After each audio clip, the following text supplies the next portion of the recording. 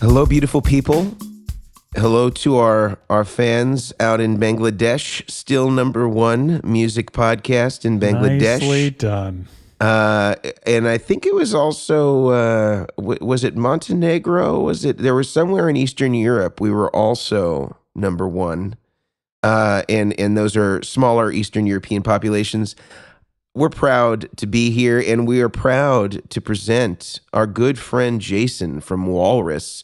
How's it going? Who's here today to talk about the brand new power supplies that were just released from our friends over at Walrus. And this is a pretty amazing thing. I have to say, usually when we see power supplies come out, we maybe see one or two options of supply available with different numbers of outputs. But we are gifted and blessed to have four that can range up to 22 outputs. And nobody, as I told Jason before we started, nobody's had the balls to do 22 outputs, but Walrus did.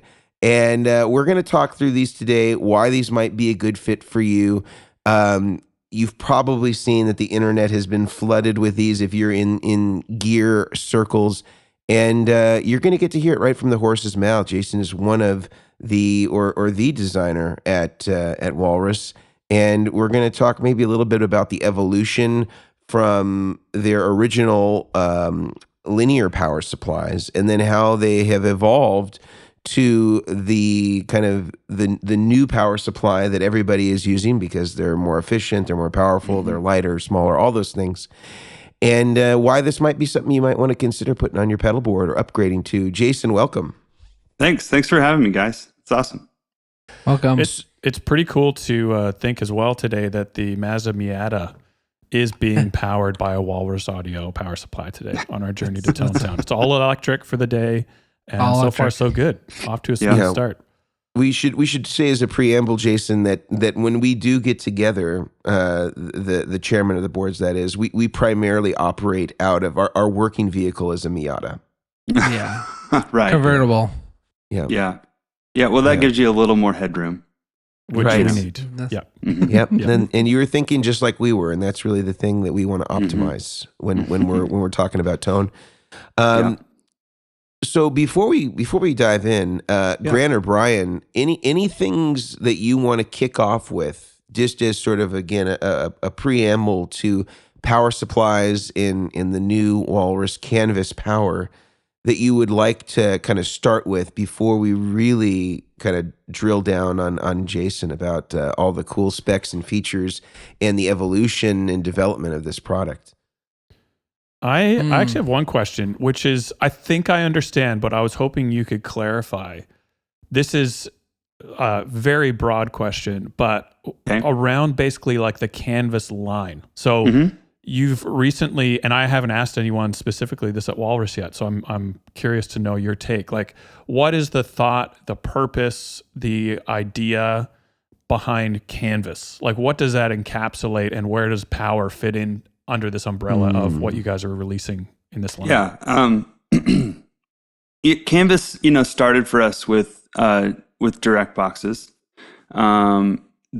But it really even started before that with the name. We just kind of saw this, I don't know if I want to say hole in the market, but a space to play in with products that could just be beneficial and helpful for building a foundation for your sound. And so we kind of started dreaming around like, what could those products be? And, big whiteboard lists of all kinds. There's so many, right? Blank canvas, as it were. That you could come up with, right? Well, then, and I don't remember, I might have said it, or I don't remember who said the name, but something like, I want to call it Canvas, or we should call it Canvas. And it just exploded from there. I mean, everybody just was like, yes, like we should totally do that.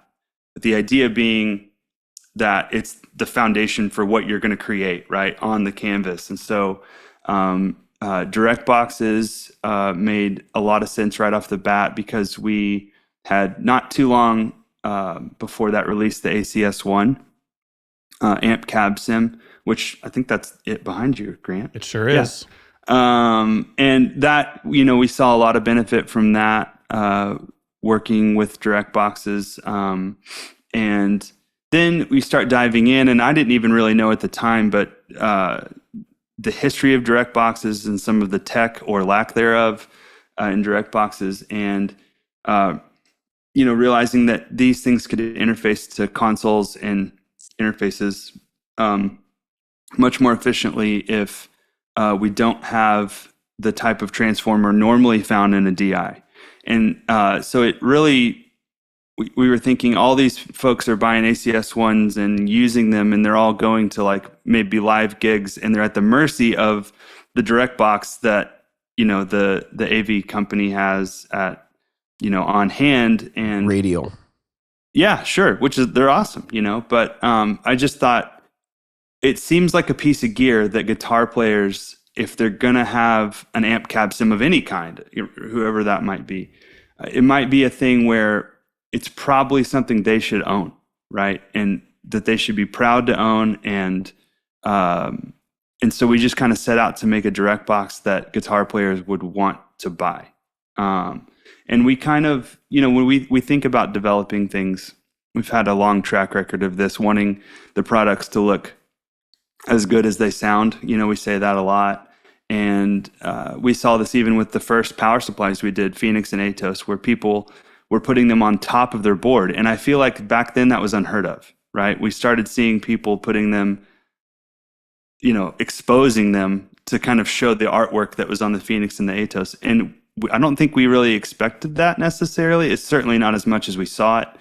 And that sort of further validated just, I don't think we want to make black boxes or green boxes or whatever it might be. So there's a lot of intentionality that goes in, into what everything looks like. And so we knew that with the Canvas series, though, being more utilitarian, that we wanted it to have a brand and a look and a feel, but not necessarily that matches like what we would call our core line, which is all the hand-drawn artwork, the pieces that we put on pedals. So, again, more brainstorming sessions, creative sessions, and coming up with kind of the brand that you see on Canvas now. And so that's kind of how they got to be what they look like. And then, like I said, the list of ideas was just so long. And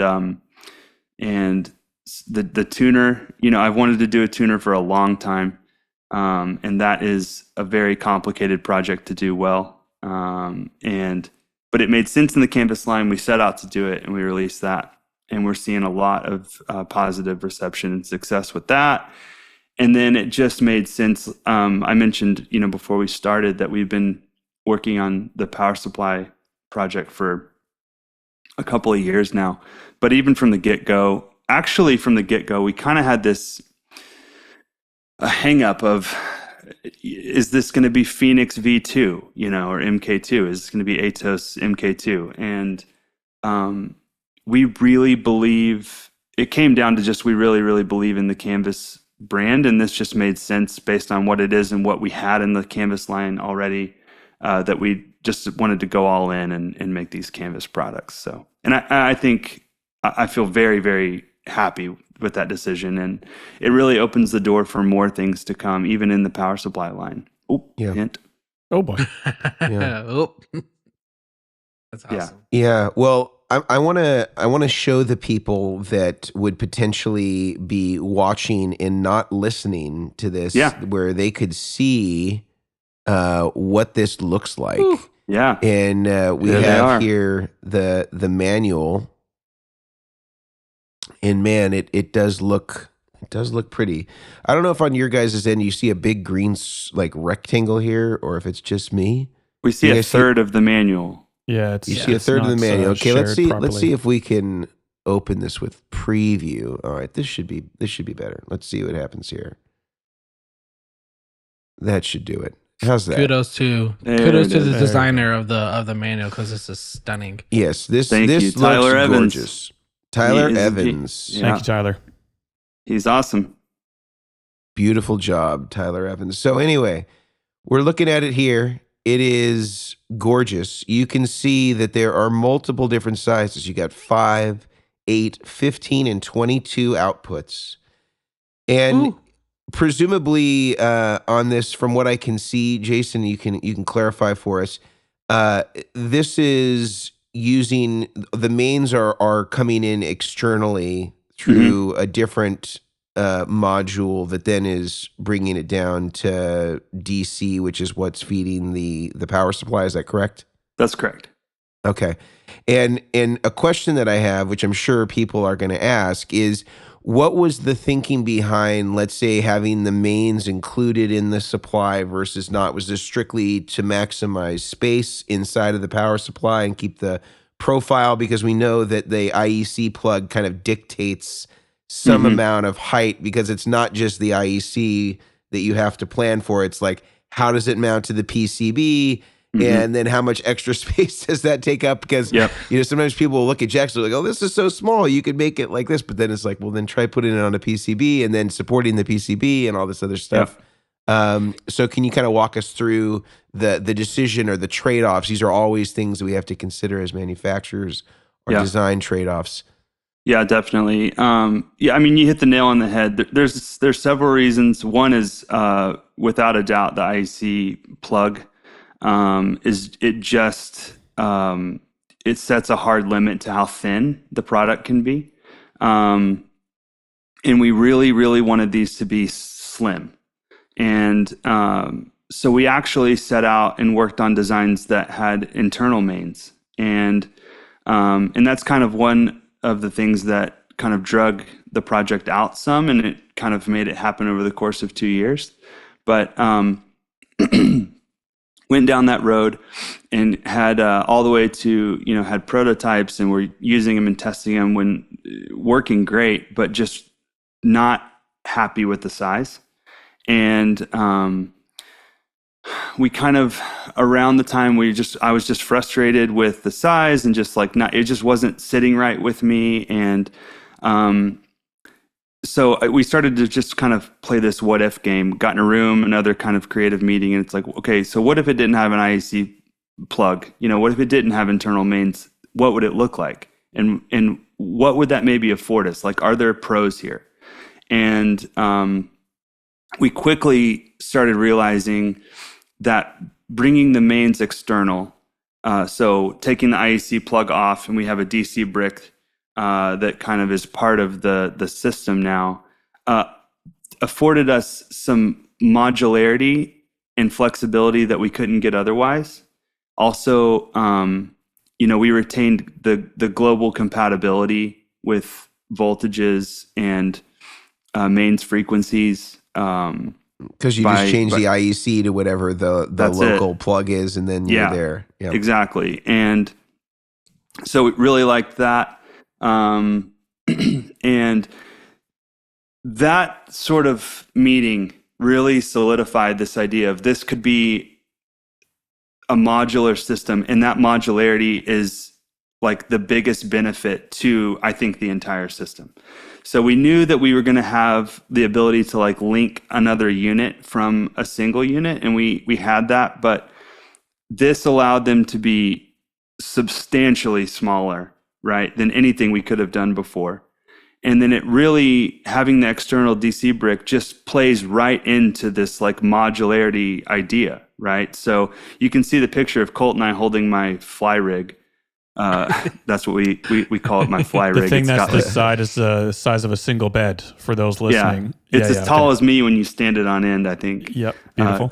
John at Creation actually built that board for NAMM a while ago. But you can see there, though, that you just have this ultimate flexibility with where you put everything, right? Yeah. The DC brick is one thing, and it's relatively easy to place. But a lot of times you place power supplies in a location that's great for, where they fit because they're bigger and you're kind of limited on where you can put them. And then a lot of times you get them where they'll fit, and then the IEC plug is like really not accessible. It's annoying and you have to dig for it. And so with the DC brick, you get this modular idea of you can place that. It's really small, and you can place it, in places you wouldn't normally be able to put other power supplies. And then that maybe is extra convenient for accessing the IEC plug to plug your board in. So, that's kind of some of the ideology behind kind of breaking out the mains. But I think for sure that the number one thing is just the size of the units. I mean, they went from about a little over 2 inches thick to 1 inch thick. Yeah, it looks like all of them are 1 inch according to the tech info here. Is that correct? So I mean that makes it very attractive for stowing underneath a pedal board, and there are going to be plenty of different options for players to be able to sort of maximize space. I also noticed, just as an aside here, that this is a feature that very few power supplies have, but I think is extremely valuable, especially when you're doing expansion for like modular systems, is where you have this percentage of the current that's used up. I presume that's what that is. Yeah. So, and is this on all of them or just on kind of the larger size supply units? Yeah, it's on the 8, 15, and 22. That makes sense. Yeah. So we left it off of the 5, just being a unit we thought people would primarily use for linking, or primarily used for like flat boards, smaller boards. Yep. And then also the fact that we power the 5 with a 48 watt, DC brick, you can't even get close to 48 watts out of a 5-channel unit. So we left it off of the 5. I was just doing the math really on smart. That. I was just doing the math on that because I was looking at the specs and I saw 48 watts for being the lowest power output. And for people listening, that's approximately 5.3 amps if you're running 9 volts on every output. Like huge amounts of power. Yeah. In equivalent, some other well-known companies that have done similar supplies on their 5 outlet versions, they usually have a 24 or 28 watt, which is, we're coming up on half of the same amount of power. And I have run into issues with those before, running out of power on certain builds. And so seeing the 48 watts makes me very happy. And then I think up to the 15 and the 22, you go up to, is it 96? Yeah, it's a 90. It's a 4 amp, 24 volt brick. That's awesome. Yeah. Yeah. And I think if you were in a situation where you ran out of power, though, you could just introduce another connection to the the mains connection, and then you're good. If you needed to add another supply, let's say. Yeah. If you need a second DC brick, I would love to meet you. That is going to trump my flyboard in a heartbeat. Someone will pull that challenge on you. Yeah. Someone out there is like, hold my beer. Yeah. And Jason, just so I'm clear, because I'm sure that it says it somewhere in here, but how many of them are, like, on, let's say, your larger ones, how many of variable voltage outputs are there? Yeah, so on the 5, there's 1, and then on all the other ones, there's 2. Okay. And all of them switch between 9, 12, and 18 volts. Got it. And then, the current will drop to... As you go up in voltage. Yeah, like 375 at 12 and 250 at 18, I think. So 500 milliamps per outlet at 9 volts. Yes, all of them are 9 volt, 500 milliamp capable across the board. Nice. So got it. That's awesome. Got it. Hey, so I saw in the manual and the photo, there's 2 different brick sizes. Obviously, the bigger brick is for the 3 larger sizes, and then the small one is for the 5. Correct? Okay, cool. Yeah. But you can totally mix and match that, right? You could run the 96 watt brick with a 5 output unit, and you wouldn't know any different. You just have a lot bigger weld to draw from. Do you know how many, like, say, how many 5s you could put together if you're using the bigger brick? Oh, I could do some math, but so someone's going to ask. We recommend that you link up to 3 units. You can definitely link more than that, but we kind of support and recommend up to 3. But this is a great opportunity, I feel like, to talk about power and wattage and how it relates. We don't have to get too nerdy, but how it relates to voltage and current. And we still get a lot of questions from folks that don't understand that, and rightfully so. It's not a real straightforward subject, But the way we think about it is the DC brick is like the well right, that you have to draw from. And each output is capable of 9-volt 500 milliamp, which is about 4.5 watts per output. And that's if it's fully loaded. And that's what folks, I don't know if they all fully understand that, right? So just because your pedal says, it needs a 9-volt 500 milliamp supply, it means it's not going to draw 500 milliamps. So, a good example is like our Mako series, I think draws around 200 milliamps. Right, I think we say it needs 9-volt 300 milliamp, if I'm not mistaken, but they draw like 180 to 200, and so your actual wattage for that channel is going to be way lower than 4.5. And by the way, it's not actually 4.5 because you've got to account for efficiencies in the power supply, so it's more like 6 or 7 watts per channel.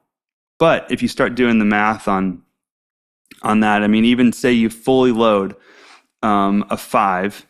And you've got 5 outputs at 7 watts a piece. That's 35 watts, right? So you're still not even like knocking on the door of 48. Yeah. And that's if you fully load everything, and you just which isn't going to can't. happen. Yeah, I mean, well, even a timeline, I think. Like I always do the math on I measure what a pedal actually draws after startup, versus what's rated, and even a timeline rated at 500, which is a pedal we all know well. And really, it draws low 300s. Like you usually have a 20% at least variance margin on average. But I think the one thing is people need to know that some of these digital pedals as well, they need to draw often. There's a spike on startup and then they calm down a bit. So you can't run everything to the max necessarily, but it sounds like you guys have even allotted for, even if you did have a pedal that after its initial startup was pulling 500, it sounds like your outputs still leave buffer on the outputs themselves as well to be able to account for that, which is great. Yeah. And you touched on another really important thing. The reason we do this as designers for pedals or really any product, when you put a power requirement on a product, you have to account for startup, right? Because like you said, these digital pedals, when they initially draw power, you've got a lot of analog circuitry in there, as well as the digital, like active components that are sort of waking up. And those, specifically the actives, they don't like to come up under voltage, like with a lower voltage at all. And there's a lot of ways to like protect against that folks should be using that are designing these type pedals. So that kind of takes care of that, but then you still have the analog circuitry that kind of needs to get juiced up. There's a lot of capacitance in these pedals that consume a lot of power right when they get energized, and so you've got to leave some room for that. And that's why you see like the timelines of the world say 9-volt 500 when they don't draw close to 500. But at startup, they do, and they can even draw momentarily well over 500 milliamps. But as long as your power supply is stiff enough to kind of withstand that for a really short instance, then you won't have issues. So, I remember there was times where when you started up a pedal board, early days of like high current pedals like that, where you'd have to unplug a few pedals, like let it start up and then plug them in because it would chill out. I remember that. One thing that you've touched on here that I think is really interesting and is a power supply test that I've done with most supplies that come out or come through. Certainly a lot more when I was building pedal boards professionally, but I would put them under load at whatever their stated max was. So if it was 500 milliamps per output, I would make sure that it was drawing 100 or 500 per output at the given voltage. And very few of them actually operated properly when run at their stated max. Some of them would even just shut off. Yeah, they start to misbehave. Yeah. And so I think that's a really valuable strategy in terms of the development, because very few of these power supplies, when you actually put them to task as far as what they say, very few of them behave properly. And I would say, in fact, even if it's, brand X that you've been using for years and they're the first name in power supply, that one does it too. Yeah. Like they all have their quirks, right? Anybody that says they don't they're not telling the truth. They all have their edge cases, we call it in the world. Yeah. So, yeah. Yeah, well, this is tremendously cool. I think that one thing that we've talked about that we really like about certain power supplies in the marketplace is just their profile, and I think it seems like more and more people are moving to this sort of thinner, easier to stash underneath the pedalboard style, and it looks like this not only has that, it has the really cool mounting brackets and all that. Like, I'll bring this back up on screen here in just a second so we can have. I love that look, you guys also designed a lower profile like power cable to go with it, like those DC. I just saw it in the manual. I didn't mean to cut you off, Mason. No, it's a small thing, but it just makes your life easier, especially you guys' lives building pedal boards, Well, it's crazy how often like a couple of millimeters makes or breaks a setup on it's certain crazy spots. Yeah. And it'll make you pull your hair out, Exactly. It's like, literally. So yeah, tell us about this part, because I always, every company has a different approach to the cables that come with their power supply. Some of them, use the style where it's flat and has a seam, and you have the ground in the center conductor kind of running in there, and some of them are using a spiral shielded style coaxial cable. Some of them are have there's no shield, but they're just in a nice sort of circular molding that makes it a lot easier to deal with as far as routing on the pedal board. Having that circular insulator makes it a lot easier to deal with and make look nice in a bundle of cables. How did you guys decide on the ones that you went with? It looks like they come in a straight to right angle orientation, or are there options for right angle to right angle? Yeah, so they're all straight to right. So this came from all of our early power supplies were all right angle. Okay. That was it worked, but if for the folks out there that have a Phoenix or an Atos, specifically the Phoenix, they're going to know and appreciate the straight plug. Well, the jacks on the Phoenix were pretty close together. They're so close. I mean, they're touching each other. Super. Yeah. We actually initially set out to do right angle to right angle. And these jacks they're further apart. They're actually on 14 millimeter centers. So there's some space there, and the right angle cables worked, right? And they didn't really get in each other's way, and it wasn't really a problem. So we were like, oh, we'll just go back to our normal cable supplier and keep buying our old right angle cables to ship with these.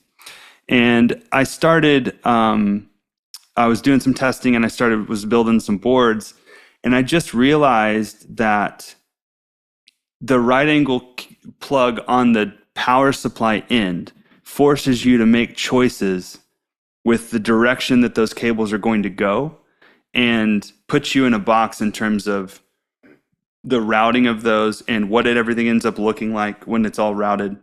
And we were testing some other cables that came in like a flat variant, where the cable is actually like flat, like an oval sort of end profile.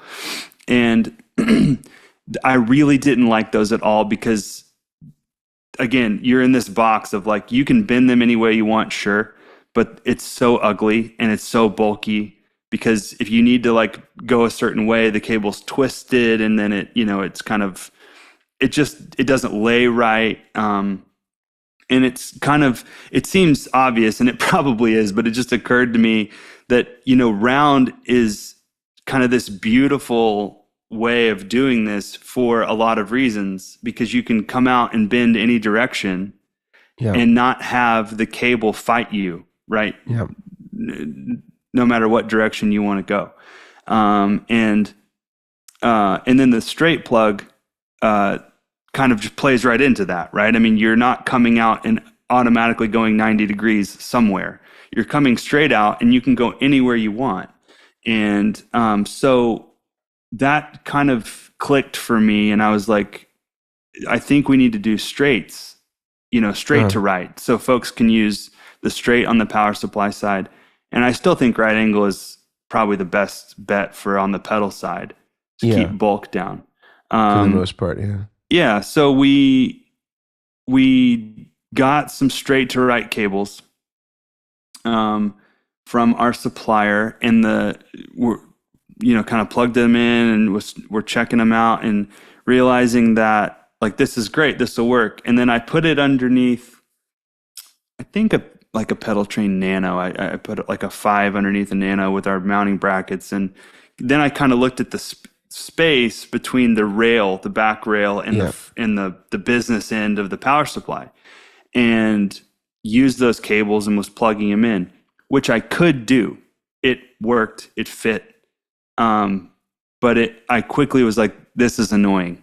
Like there's enough space and it works, but now we're kind of back into this box situation where they kind of jam up against the wall, the rail, and if you've got a lot of cables, there's just not a lot of room to work with. This is with the version 1 of the straight plugs that you guys correct. Yes. Because I can see you have a very abbreviated strain relief on it. Yep. Yeah. And so we were like, hey, let's just go back to our folks and let's design our own cable, like our own plug connector within our own strain relief, and let's see how small we can get this and still make it durable. And what we found is a lot of the common molds for these like DC type cables, 2.1 millimeter cables, are severely overbuilt. And I think that is a product of like a lot of these things, like historical designs, like someone just designed a cable with a big bulky strain relief back in the day, and then it's just a different iteration of that as you go from manufacturer to manufacturer. Absolutely. Yeah, I think a lot of them were designed to actually go on wall warts, because I think people don't realize that they would just come blunt cut or would have exposed wires, and you would solder it into a wall wart, and it needed that because it was sitting on its own. It wasn't protected like a power supply. Yeah. Sorry, go ahead. No, you're good. So that's where this came from. So we came up with this really slim design and short design. Still were able to do plenty of like stress testing and stuff. And I mean, you can break the cable, but you can break any cable if you try hard enough. This is not just for a listener out there. This is not going to be a concern for you, because these are buried. These are not high use areas. Like you can afford to have minimal strain relief here. Yeah. If you step on them, if you step on one of these plugs plugged into any jack, it's going to break the jack, not the cable. So we were talking earlier, Grant, we were laughing about millimeters and, units of measure, and where sometimes millimeters make a difference. And this is about 5 millimeters shorter than a lot of the standard straight plugs, which doesn't sound like a lot, but that's a ton, right? And it like really does make a difference. If you live in New York, it's like going from a studio to a 2-bedroom. Yeah, 5 millimeters costs a lot in New York. So, that's kind of where it came from. And we're just really excited that we get to ship these, with these power supplies. And I think it's going to help make people's lives easier. All right, but before we ask about current and voltage doublers and all that type of stuff, I want to tell you guys about a couple of the sponsors that make this podcast possible. The first is the Guitar Sanctuary. You know them, we love them, you love them, and we know them. The guitarsanctuary.com holds all of the gear that we talk about. For the most part, I mean, maybe some rare pieces they may not have, but anything that you want on your board, the Guitar Sanctuary is going to have, including the Walrus Audio power supplies. If they don't have them in hand yet, they will very soon, because these power supplies have only been out for a few days now. They're as new as you can possibly get. So check out the guitarsanctuary.com. And although Brian is now working on his own, he no longer works for the Guitar Sanctuary, still very close, good friends, and the Guitar Sanctuary can send you over to Brian to get your new gear set up with this new canvas power supply, and you are going to be grateful that you did. So check out the guitarsanctuary.com in McKinney, Texas. They're also online. I have to say that. You don't have to, drive. The website, online is a great place to be. I you also can want to still tell get you a tonal guys, baptism though exactly online. So exactly a virtual virtual baptism tonal still baptism counts. I also want to tell you guys about Neural DSP. Oddly enough, also online. So Neural DSP also sells plugins, the Quad Cortex. They recently came out with Cortex Control. This would be a couple of months ago now, where you can actually plug your Quad Cortex into your computer and go very deep on editing and changing things around, creating presets, your favorite sounds, all on the Quad Cortex. Rumor has it you might soon be able to upload your plugins directly on the Quad Cortex as well, which is very exciting. And if you guys like saving money, which I personally do, you can use the code Chairmen, CHAIRMEN, for 30% off of any plugin that is 90 days new, 90 days old, and older. So anything past 90 days, you can use that code. Like we say in the podcast, that is 70% away from free for any Neural DSP. That's the mindset. That's the mindset you need. Exactly. So check them out. I love You that. are going to be glad you did as well at neuraldsp.com.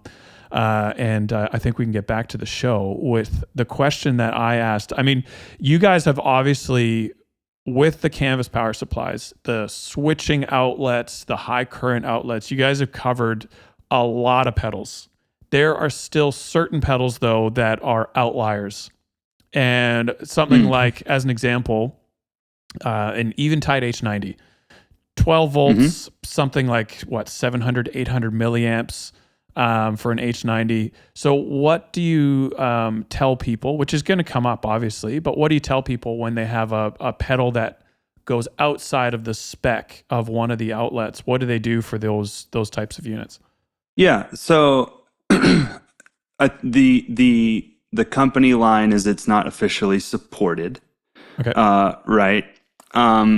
But the engineer nerd Unofficially. tweaking mind, DIY. is like grab a current doubler for the H90 and just plug it in, right?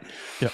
And I would say that about a lot of these things. Folks need to know, you're not gonna hurt products as long as you keep the voltages correct. And the polarity. We call it in the yeah. Thanks, Mason. Yes. So keep Although the most stuff voltage has and the protection polarity. now. Most stuff has Keep the protection. voltage and the pedals, polarity yeah. matching. What they call for. But if you starve a pedal and you kind of provide it less current than it's requiring for whatever reason, then you're not going to hurt anything. It's not going to work. And it may turn on, but it may not pass audio. It may turn on and work great. It may turn on and work for a while, and then things heat up, things start to not play so well, and then all of a sudden it drops out. But so that's what I would just say: test it. Just try it out and kind of lean on it, and then see how it goes. Cool. And I know Yeah, that comes up a totally lot on fair game to setups. use a current doubler or a voltage doubler, and if you want to kind of get weird. Are you guys going to provide or have those available for sale through your dealers or website? Yeah, we're not at the moment, but probably fairly soon that we will add those to the lineup as just another accessory. Yeah. My request is when you do it, because I feel like people do this, power supplies in is what I mean here. And it seems that they don't consult people that are actually doing it professionally. And that's not to say that, the power supply builders are not professional, but like the guys at Chalks don't build pedal boards. The guys at Strymon don't really build pedal boards. Voodoo Lab, they don't really build pedal boards, but you got to go to a guy like Brian or Grant, and they're building hundreds every year. And so there's certain distinctions that they have as it relates to some of this stuff. Yeah, and I would absolutely. just say the thing that's problematic with a lot of the current doublers out there, and I'm hoping that you can resolve this, is that the pigtail, or like the linkage between the two outputs, it just needs to be short enough to be able to connect from the two variable voltage outputs. a lot of the ones that you get, they're super long and like inconvenient, and they are very sloppy on the pedal board. In generally, I think in 99% of the use cases, we're not splitting between two outputs that are like way far apart from each other. It's like we can designate them to be that close to each other. So the current doubler doesn't need to be that far. Look what just got delivered. Wow. Sorry. Oh, can you just get one delivered to us as well, please? Yeah, sorry. Thank you. This is pretty late for coffee for you, right? I mean, you're a couple hours ahead here, so you're going to be. Yeah. I'm guessing orange mocha frappuccino. What'd you get? No, it's How did you know? Yeah. Creamsicle latte. I think it's triple filtered water. That's just me. Yeah, it's just in a coffee cup pretending it's hot and it's just air. Water. Yeah. Listen, guys. Oat milk cappuccino. I know that we're all supposed to meet together soon, so when we do, I promise I will get a cup of water in a coffee cup so I look like Emily's drinking coffee you guys. That's all we ask. You got to pretend to burn your tongue as well. All the time. I'll drink it through a straw just to tick people off. Yeah, Mason, back to what you're saying. You're right. There's not a reason for a long sort of like pigtail situation. I think that's where you're going with that, right? Yeah, I feel like what's available to people now is this really inefficient version that just seems to be like I don't know, I can't speak for Grant or Brian. I just make them because there isn't a great solution that is, appropriate for the use. And this also goes for splitter cables, which I think is like, you guys probably won't run into this so much because you have so many expandability options. But if somebody did, let's say, want to parallel a few overdrives, the daisy chaining happens after the pedal, as opposed to, let's say, splitting it at the source. And, obviously there's potential for ground loops and stuff like that. But I just think that that's interesting. I also saw, I know on some of the stuff that Voodoo Lab does, they float the ground on some of the splitting cables. And I think that's a real Hail Mary if it's going to ever work. So these are just things that I've noticed. Well, I think that they're thinking that in larger daisy chains, in effort to lift the ground, they're avoiding some of that. But there's a lot of pedals that won't work properly once that happens.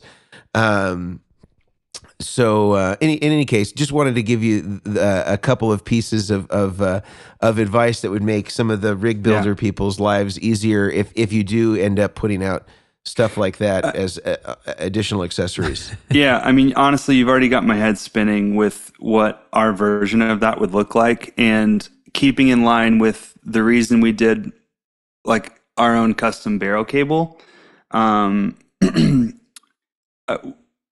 It's all about the bulk, right? It's just that I can think of the typical players in the voltage doubler and current doubler game, and I can literally visualize how large they are. They're connectors, both the male and the female side, and they work. There's nothing wrong with them. They're just unnecessarily big. And so I would for sure be going, and probably will be going, just to our cable supplier. We'll design our own in-house connector.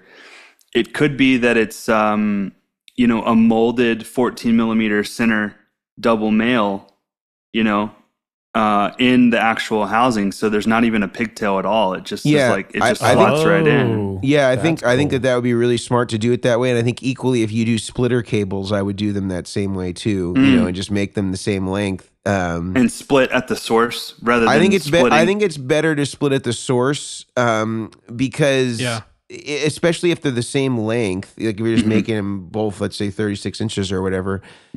From a routing standpoint, because I think once you get into the pre-made daisy chain cables, I think that the difficulty is that you end up, I think, with a lot more sloppiness there, and I think also it dictates how far the pedals can be away from each other. So unless your two overdrives are right next to each other or whatever it is that you're paralleling, sometimes those won't work, or you have to skip a daisy chain plug, and most people forget that they need to put something over it because they can short to like another pedal or something like that. And So you kill can the go whole like chain. Stressing me out. I'm getting uncomfortable.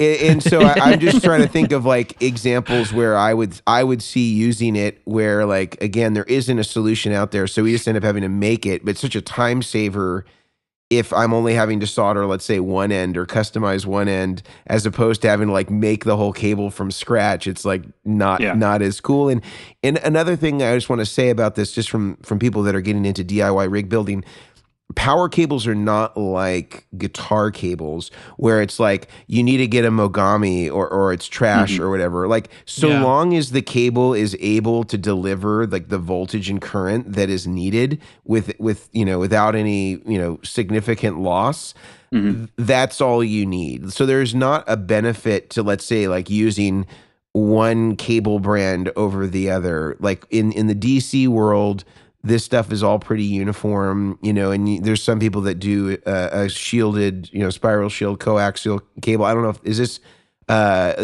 done with a spiral shield, or is this done? No, they're not. And it's just two conductors, and it's just two conductors. They're both insulated, and we passed EMC testing with like flying colors. They had to work to find any kind of anything. Yeah. It's pretty irrelevant for this. And the odd thing about the Voodoo Lab one is they use a shield, but they put it on the wrong place. Like, I don't know if you actually cut them open. Yeah, so like the shield is not actually offering anything because of the polarity of the standard guitar pedal. The shield is not acting as the shield the way that they wired it. I see what you're saying. So it's not really just helping a conductor. them. Yeah, right. It's not helping them. It just is sort of happenstance. So I've seen some people say, well, I only buy the Voodoo Lab one because it's shielded, my response to that is like, well, we're talking about DC 1, and secondly, the shield's in the wrong place. So it's not really helping them. So I think that the two conductor thing, and frankly, it's easier if you're going to customize. And I know that this is not something that Walrus is condoning. I'm just talking about it as somebody who has built a few rigs, that it's way easier to deal with just the two conductors, and there's probably a red wire and a white wire, a red wire and a black wire, and one's designated to the tip and one's, to the sleeve, and you can customize to your heart's content. Yeah. I do have a question. Look, so with like a lot of the boards and stuff nowadays with doing like bridges and tiers and stuff, I'll put power supplies underneath a bridge, and like I have this board right now that I'm doing.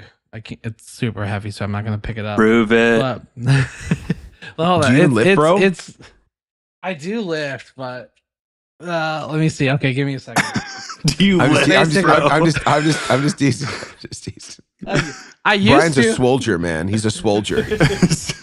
Listen, I only squat Terra 42s. Listen, I got the comment months ago when I did the worst thing of looking at reviews of the podcast, some comments of people, and someone says that my voice sounds like I look like the person that I would beat up with my voice, which I thought was when you had fallen, though, Brian. To your credit, that's when you had I got that. So it wasn't out of nowhere. Brian had some bruises and bumps.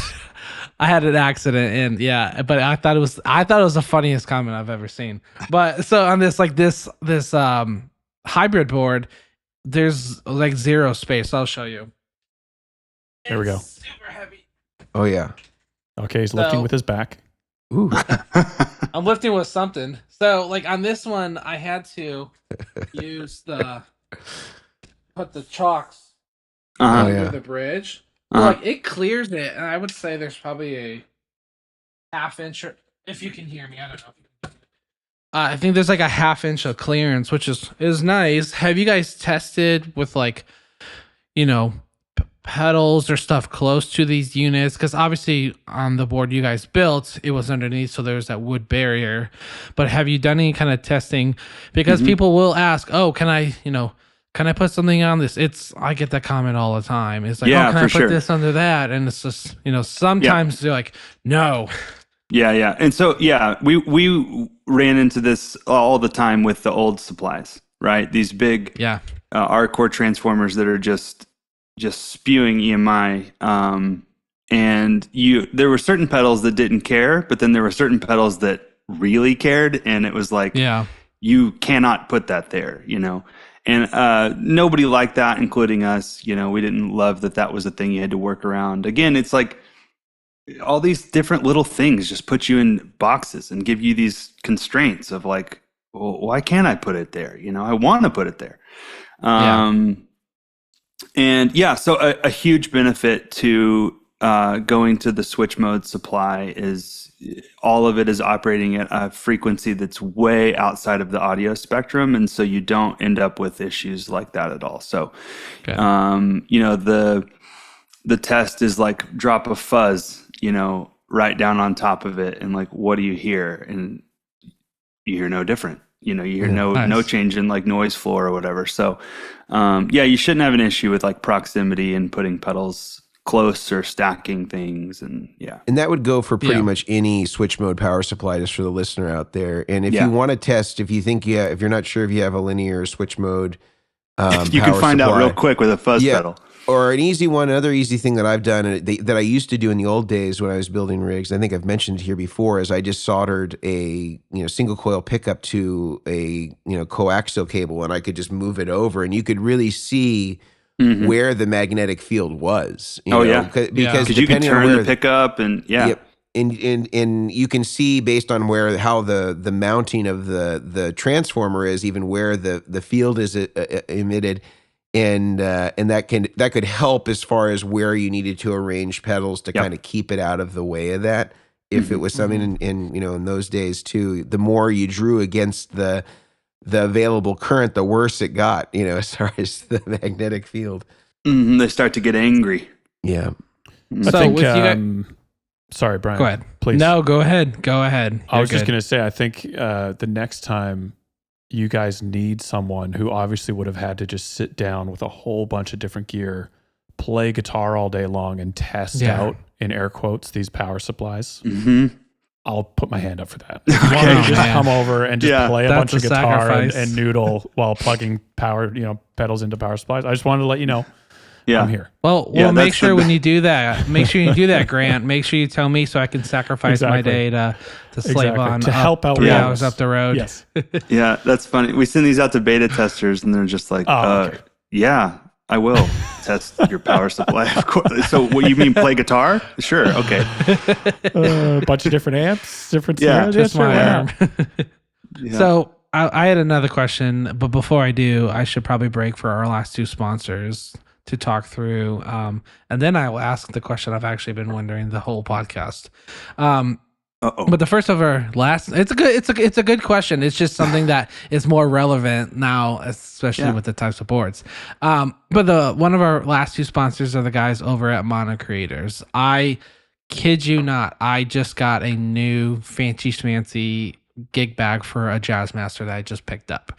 So I haven't had a Jazzmaster in a while, and the guys over at Mono Creators were able to help get me the right case I needed. It's nice and compact and not bulky. The quality of the case is absolutely phenomenal. So I would go use this code Chairmen, CHAIRMEN, for 10% off.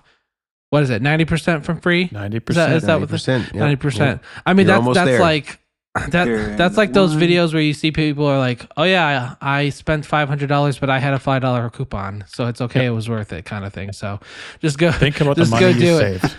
It's my wife's math, so it makes sense. So go check them out. Save 10% off. You will not be disappointed. Gig bags, pedal boards, soft cases, backpacks. They just have it all. So check them out at monocreators.com. And my question to you, Brian, just really quickly, is how much jazz has been played on a Jazzmaster? Just globally, I'm thinking. Whoa.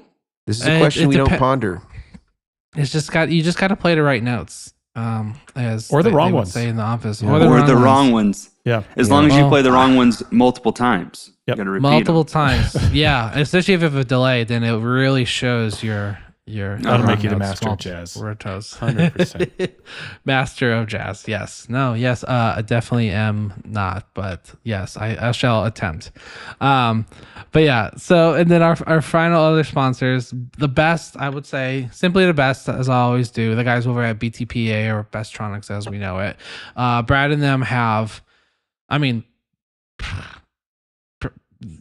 I can't think of stuff that I've ordered from them. I've ordered stuff and didn't even know that they had all these other options for cables, for plugs, for rack stuff, for wiring, snake looms, multi-channel snake. I'm just saying they got it all. They actually do. I think they are now to the date the biggest builder that does the most Quad Cortex like redundant racks. Like they're doing like 22 like Quad Cortex rack builds like a week, it seems like, and they have a discount code for Dachairs, DACHAIRS, for 10% off. Go check them out. They supply all sorts of connectors, the DC 2.1 millimeters that I use, that I mean Grant, we all use these connectors, so go check them out.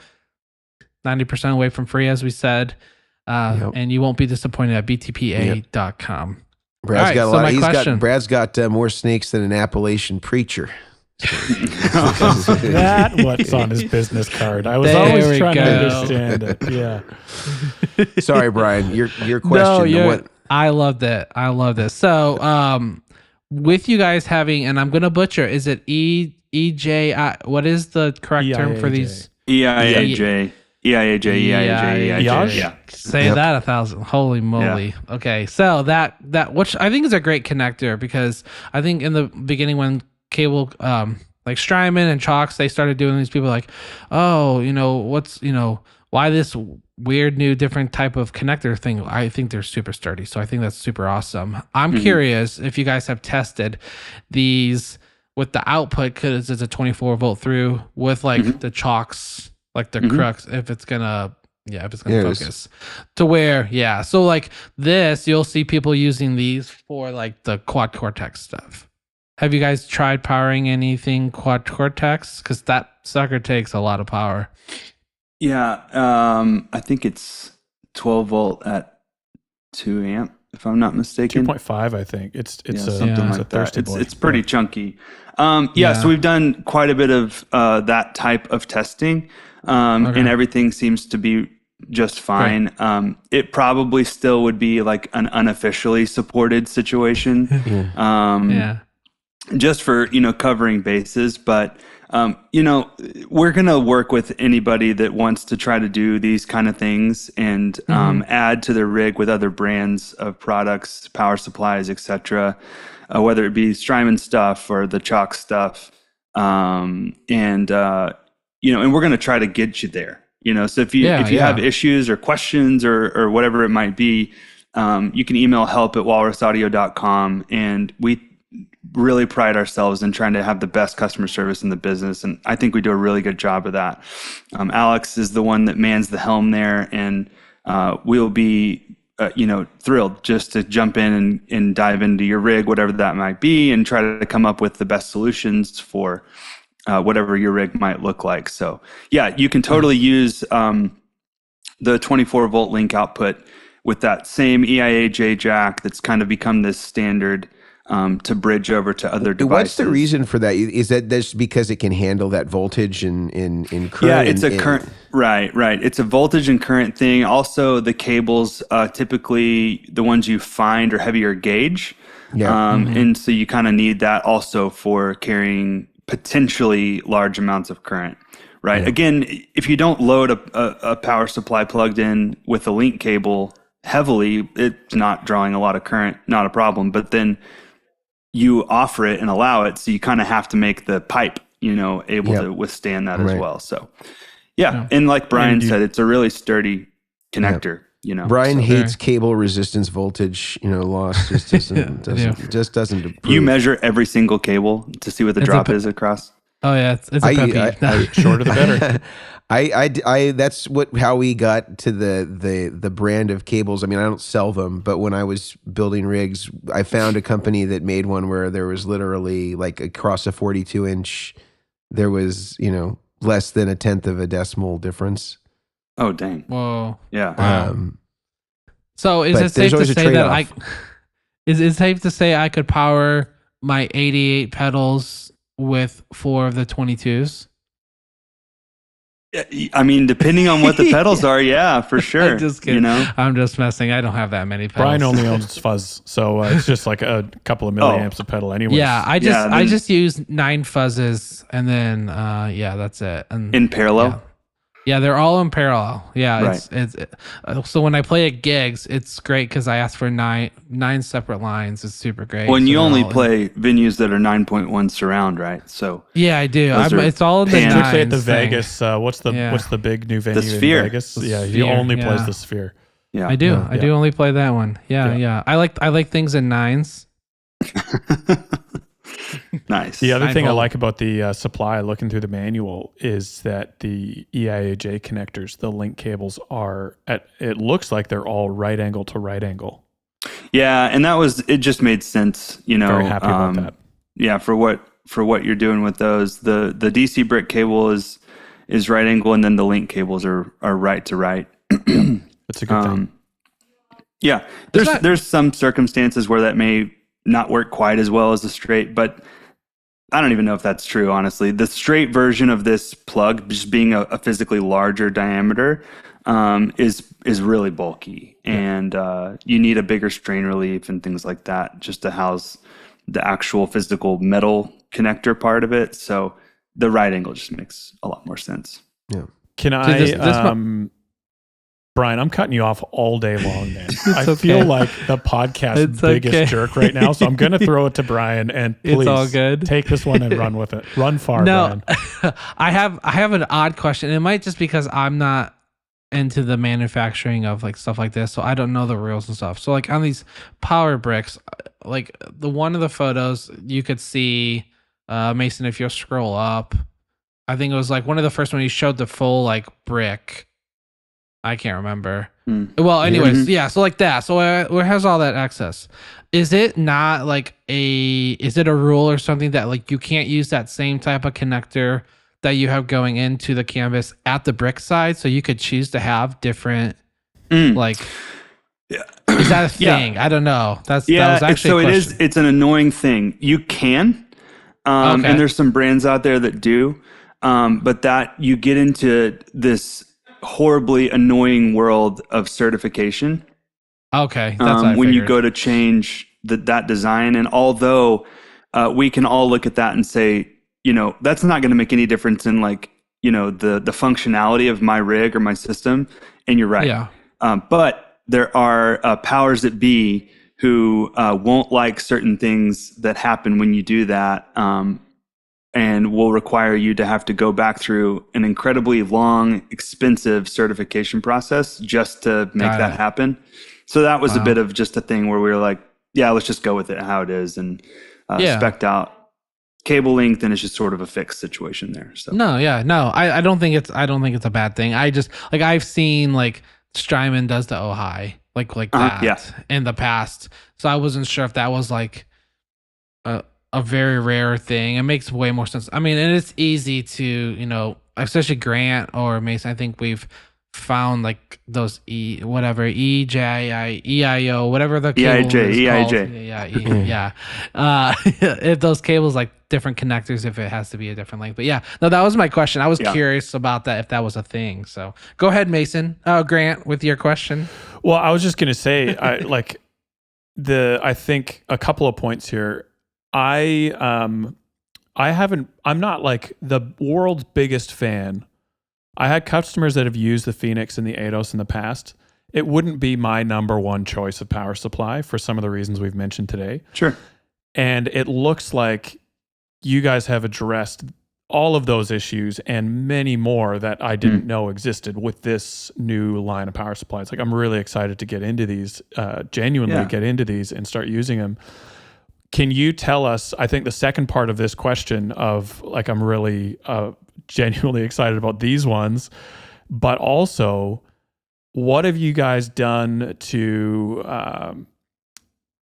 how do I say this? Like, I guess address to some people a switch mode power supply is a swear word. Like, why would you ever go switch mode? They're noisy. They cause noise in the rig and all this. And I think from my perspective, that is a thing of the past, not a thing of with today's switch mode power supplies due to filtering and all that. So what did you guys do on that side of things to keep noise floors down, specs up, all that type of thing? A lot. I mean, just, so by the nature of the switch mode architecture, there is a lot of filtering that happens both in the DC brick itself.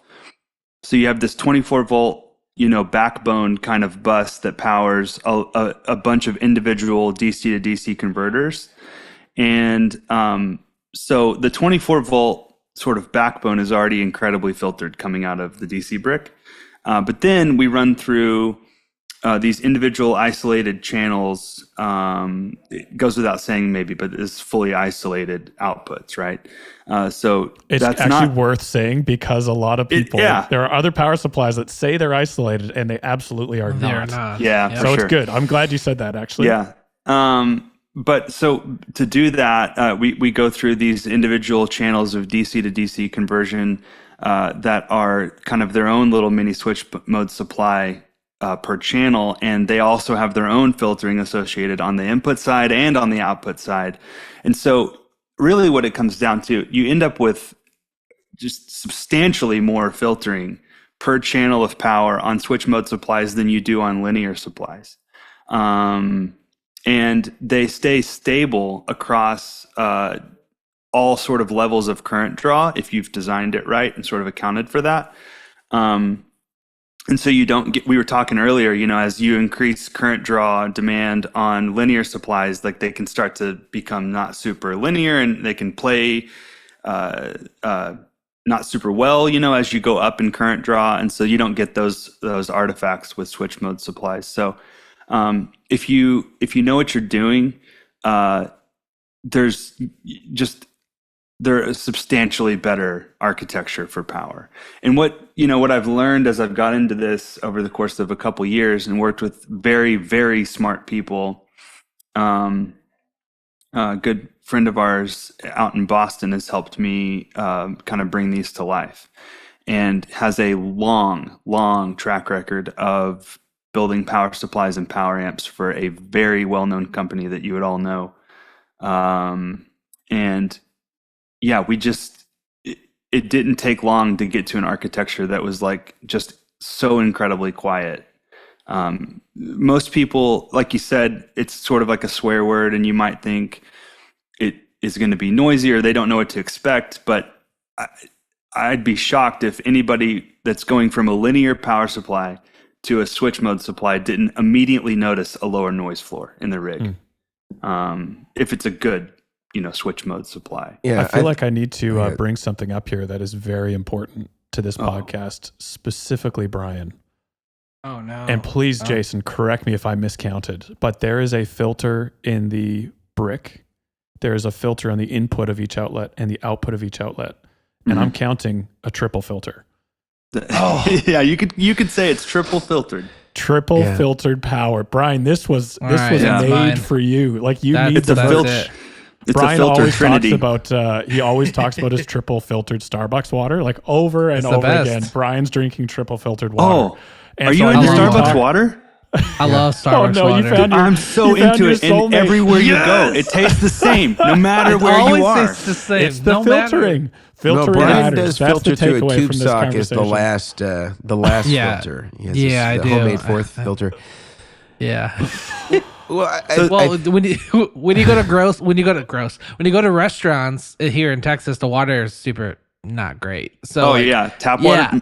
Ugh, no way. But when you go to Starbucks, that sucker's always the same. It doesn't matter. Yeah, always the same.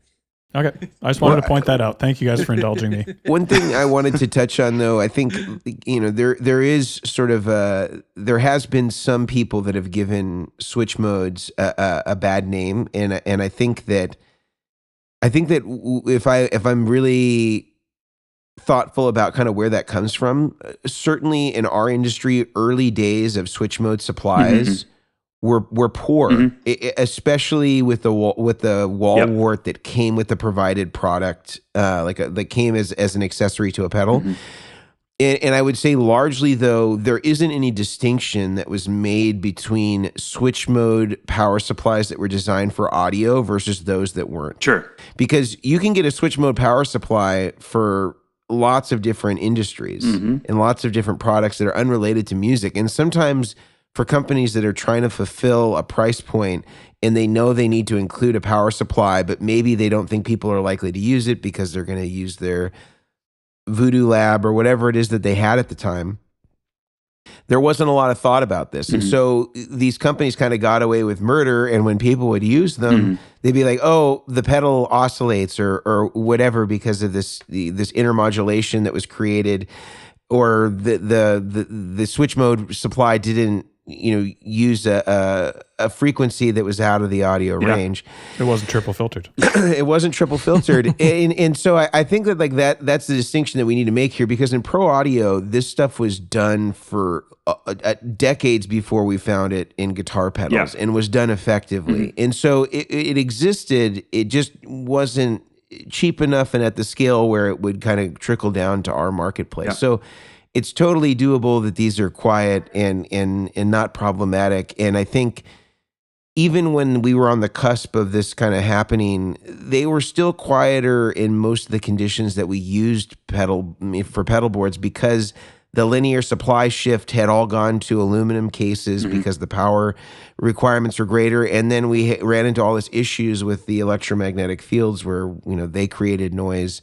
And so any of the benefits that might have been had by way of a linear supply and how quiet they could be in an isolated environment and a toroid transfer and all that stuff was sort of all undone by how they were treated in the conditions of the power supply. So I think we're well beyond that, where like at this point, if you're not doing switch mode, you're kind of out of the game. Yeah, absolutely. Yeah, I would agree. It just doesn't make sense to not. Yeah. There's so many reasons to do it, So Well, these look like great supplies. Is there anything else we haven't covered from that your we'd like to talk Jason? about before we complete for today? Nothing else I can talk about right now. All right. Oh, I love it. Just leaving us hanging. Well done. You got some paintbrushes in the lineup. There could be some more things. Yeah, sure. Yeah, love it. I like it. Well, I'm looking forward to these splitter voltage doubler. And then is there anything for inverted power stuff like that, or 2.5 millimeter barrel stuff that it comes with? Yeah, we are. Yeah, we're going to be selling a 2.5 reverse polarity cable. It'll have a red tip. Kind of cool, maybe not cool, I don't know. But the tip of the connector will be red, not the entire jacket. So it won't stick out like a sore thumb. Nice. But when you go to use it and plug it in, you'll have no question of what it is. So is this plating or something like that that's just on the very end of the connector has a little plastic cap. Oh, I see what you're talking about. Okay, got it. That cap will be little red. Plastic donuts on the end of the... Yeah. I like it. Yeah. Okay. No, I don't that's envy very cool. people making power supplies these days for many reasons. Like there's so much you got to be amazing at, like you've already said, but just for the fact of all the cables you have to make. Like we put this stuff on our website, and the variations on cables that we need to offer just for power is unbelievable. Like it's incredible. So I'm glad, like it sounds like you guys are obviously well on top of it, but there's a lot of gear out there. There's a lot. And there's just a lot to consider. So, and don't forget about 2.5 millimeter, but standard negative HX stomp. HX stomp. Well, some of the full tone stuff, some of the full tone fuzzes are that way. Yeah. There's lots. Eventide, HX stomp, 1/8 inch, 1/8 inch tip. Oh yeah, for the rat people out there. Yep. I don't mean that as I say fix your rat, not your cable. Vintage. Or what about an old TS-808? If you have an old TS-808, I have one of those as well. Yeah. Is that 1/8 inch? Yeah. Yeah. I said drill the case. There's a lot out there. I feel like at that point you just say go buy it on Amazon. Buy that cable on Amazon. Yeah. The one-off stuff, it's hard to justify, making big bulk batches. But Sure. there'll be plenty of things along the way that pop up that we say, you know what, yeah, we should totally do that, and we will. So we'll keep adding to the accessory world around the power supplies, and may even keep adding to the power Would supplies you be themselves. selling the power cables separately, where people could buy? Yeah, we are. additional- Mhm. Okay. Yeah, That's a you'll be good able to thing. find those on the site, and then I think we're going to sell them in like 3 packs of 2 different sizes. So Okay. Yeah. Cool. Awesome. Well, I'm very excited, and I'm glad to see that there's another formidable player in the power supply scene, and hope to get my hands on it as far as I can see. As far as the specifications, I'll bring it up one more time here as we are completing, just to give everybody one more visual who's watching us. Look at that. Again, you got 5, 8, 15, and 22.